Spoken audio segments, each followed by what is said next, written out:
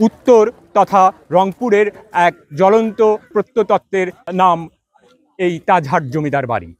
প্রতিদিন দেশ বিদেশ থেকে বহু মানুষ এখানে যেমন আসে, ঠিক তেমনি আসেন বিভিন্ন শিক্ষা প্রতিষ্ঠান, বিশ্ববিদ্যালয় থেকেও ছাত্রছাত্রীরা এই নিদর্শন দেখার জন্য।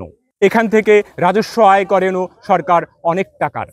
এরপরেও অনেকগুলো সীমাবদ্ধতা নিয়েই চলছে এই তাজহাট জমিদার বাড়ির কার্যক্রম। আসলে আমরা আজকে এখানে ঘুরতে আসছি আমাদের রংপুরের ঐতিহ্যবাহী তাজহাট জমিদার বাড়ি।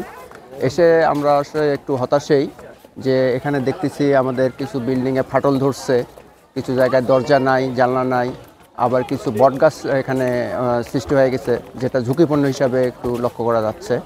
তা এই জায়গায় যদি একটু আমাদের গভর্নমেন্ট যদি একটু দৃষ্টিপাত করে, তাইলে যেখানে এখানে আসি দর্শনার্থীরা এখানে আসি ঘুরে একটু আরাম পাবে এবং একটু রংপুরের একটা ঐতিহ্যবাহী একটা স্থাপনা, এখানে লোকজন আসতেছে, এখানে যদি একটু সংস্কারের কাজ হয় তাইলে হচ্ছে এখানে সরকারের রাজস্ব বৃদ্ধি পাবে, যেটা আমাদের জন্যই ভালো।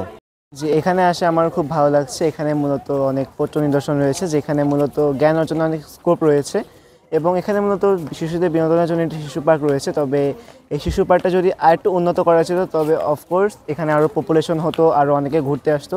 তো কর্তৃপক্ষের কাছে এটি মূলত অনুরোধ যে আপনারা প্লিজ দয়া করে একটু শিশু পার্কটা একটু উন্নত করবেন, যেন এখানে পপুলেশনটা যেন আপনারা ধরে রাখতে পারেন।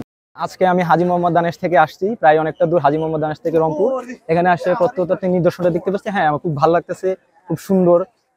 তাছাড়া এখানে এসে আমি আর কিছু সীমাবদ্ধতা দেখতে পাচ্ছি। এখানে সীমাবদ্ধতা হিসেবে আমি পুকুরটা দেখতে পাচ্ছি, পুকুরটা সেভাবে গোছানো নাই, পরিষ্কার পরিচ্ছন্ন নাই। কিংবা এখানে অনেকগুলা লন আছে, লন যেটা পিচ্ছিল, যেটাতে আসলে বয়স্করা হাঁটতে গেলে পিছলা খায় পড়ে যেতে পারে, সেটার জন্য আসলে অনেক দুর্ঘটনা ঘটতে পারে। তাছাড়া এখানে অনেকগুলা বাগান আছে, গাছ টাছ আছে, সেখানে একটু পরিষ্কার পরিচ্ছন্ন রাখলে সর্বোপরি খুব ভালো হয়।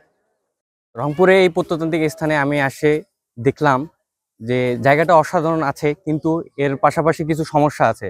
যেমন পিছনের দেখতে পাচ্ছেন, পিছনের প্রত্নতান্ত্রিক স্থানের রংটা একটু চটে গেছে। এছাড়াও আরো অন্যান্য সমস্যা আছে, যেমন আপনার কিছু কিছু গ্লাস ভাঙা।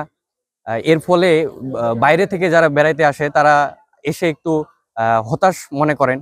তবে এই বিবেচনা বিশ্লেষণ করলে আপনারা যদি সরকারি ফাউন্ডেশন থেকে কিছু সহায়তা করা হয় তাহলে এই জায়গাটা আরো জাঁকজমক হবে।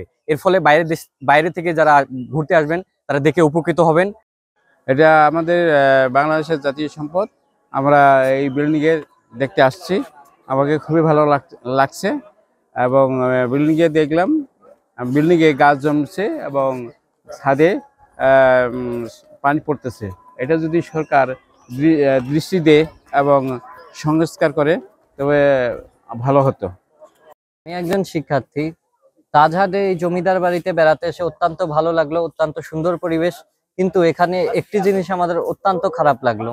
আমরা পরিবার পরিজন নিয়ে এখানে বেড়াতে আসি, ফাঁকা সময় কাটাতে আসি, কিন্তু এখানে দেয়ালে কিছু অসঙ্গতিপূর্ণ লেখা, যেগুলো হঠাৎ করে দেখার কারণে বিব্রতকর পরিস্থিতির সৃষ্টি হয়।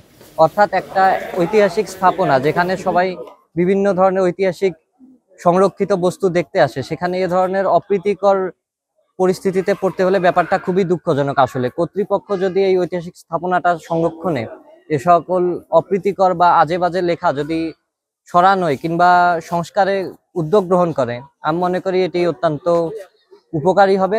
প্রত্নতত্ত্ব অধিদপ্তরের সংরক্ষিত এই তাজহাট জমিদার বাড়িটি রংপুর প্রত্নতত্ত্বের প্রাণভ্রমরও বলা চলে। ছাদফুটো হয়ে পানি পড়া বিল্ডিংটির ফাটল এই ঐতিহাসিক স্থাপনাকে ফেলেছে অনেকটাই হুমকির মুখে। সাম্প্রতিক সময়ে তাজহাট জমিদার বাড়িটি পরিদর্শন করেন মাননীয় প্রধান বিচারপতি, পাকিস্তান হাই কমিশনার এবং ইউএনডিপির স্থায়ী প্রতিনিধি সহ অনেক উচ্চপদস্থ কর্মকর্তারা। এরপরেও টনক নড়ছে না কর্তৃপক্ষের। ইনম ও Shahriar, senior staff reporter, Bangla FM।